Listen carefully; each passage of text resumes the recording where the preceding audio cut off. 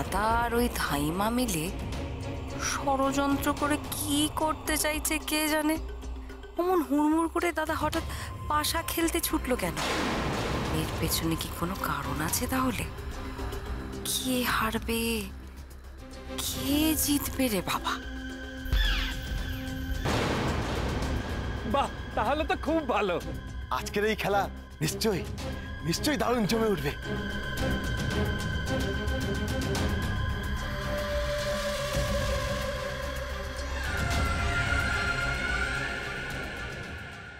দেখি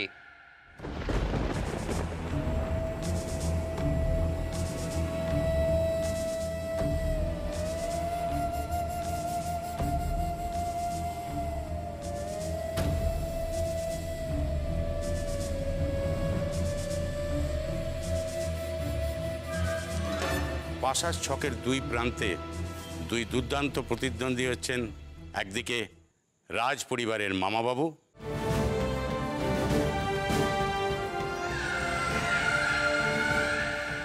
আর একদিকে প্রজাপ্রতিনিধিদের কৃষক প্রধান।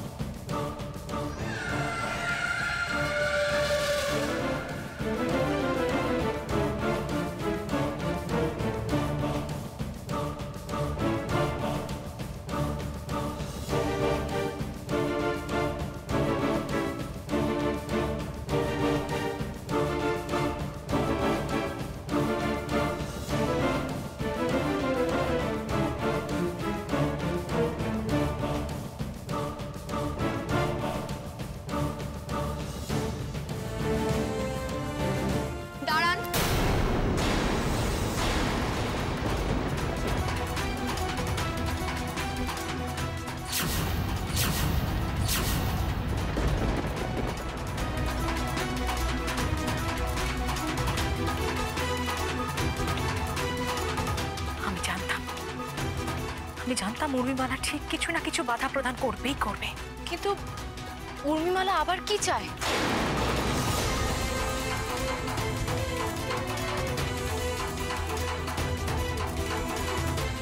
আমি চাই আজকের এই খেলায় উৎসাহ আর উদ্দীপনা আরো বেশি বাড়িয়ে তুলতে।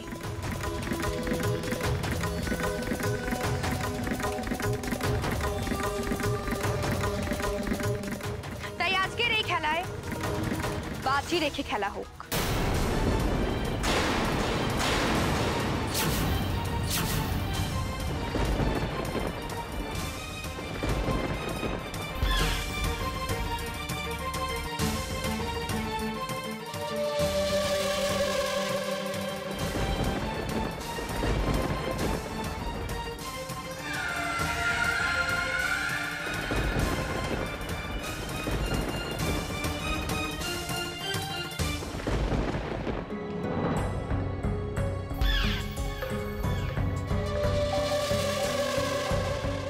এই খেলায় হার জিত তো আগে থেকেই ঠিক হয়ে আছে।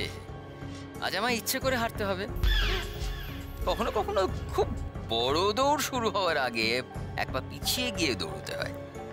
এই হার তেমনি আমায় অন্য একটা জিত এনে দেবে। না না, একটা কি বলছি, এই পথের কাঁটা মলুয়াকে পথ থেকে সরানো যাবে। এই মলুয়া নামক পথের কাঁটাটাকে উপড়োতে না পারলে সূর্যকে সরিয়ে আমার আর কি এমন লাভ হবে? আর সেই সঙ্গে উর্মিমালার কাছের বিশ্বস্ত বন্ধু হয়ে ওঠা যাবে। তারপর সেই বন্ধুই যখন পেছন থেকে পিঠে ছুরিটা মারবে, তখন উর্মিমালাও বুঝবে শম্ভুর বন্ধুত্ব সময়ের সঙ্গে সঙ্গে পরিবর্তনশীল। সে আসলে কারুর নয়, এমনকি নিজের বোন কুন্তলারও নয়।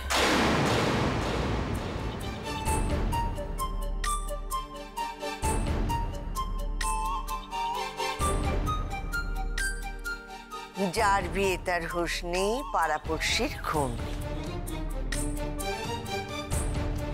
যার বিয়ে উপলক্ষে এই পাশা খেলা হচ্ছে, সেই সূর্যই তো খেলছে না।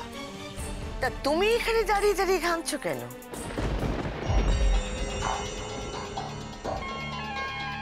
কি বলছেন আপনি? আমি তো পাড়া প্রতিবেশী না, আমি সূর্যের ছোট মা।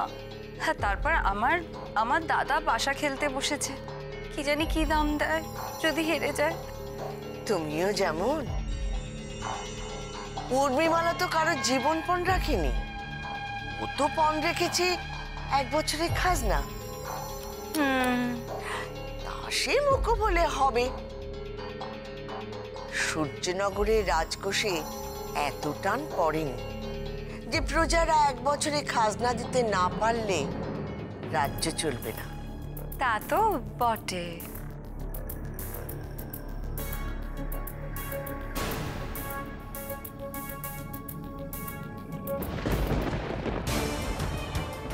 না, প্রথম দানটা তুমি দাও।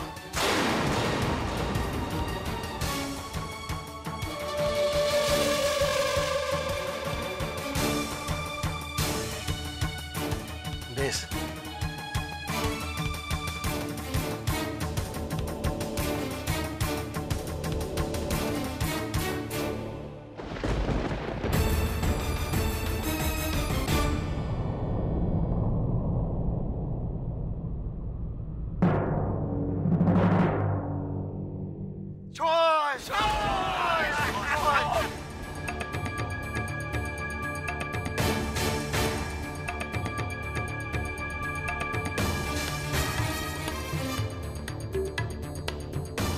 মনে হচ্ছে রাজবাড়ির আর কাউকে গিয়ে গ্রামে ভোজ খেতে হবে না।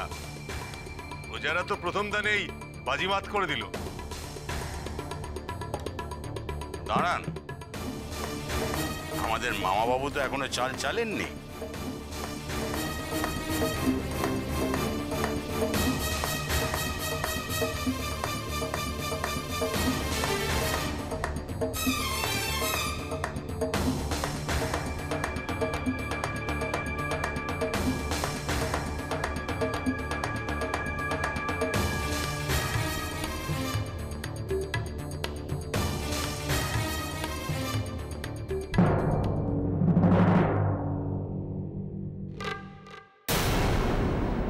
থিরিং বিরিং অং বং চং, কষায় মোমো ছক্কা না পড়ং।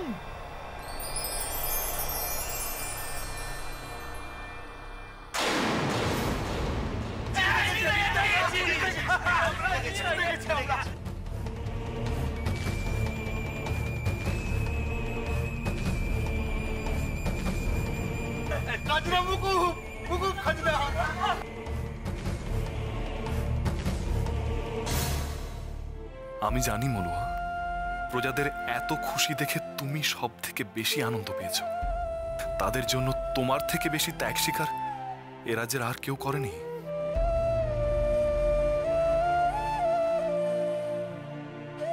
ওদের মুখের এইটুকু হাসি দেখার জন্য আমি সব ত্যাগ করতে পারি।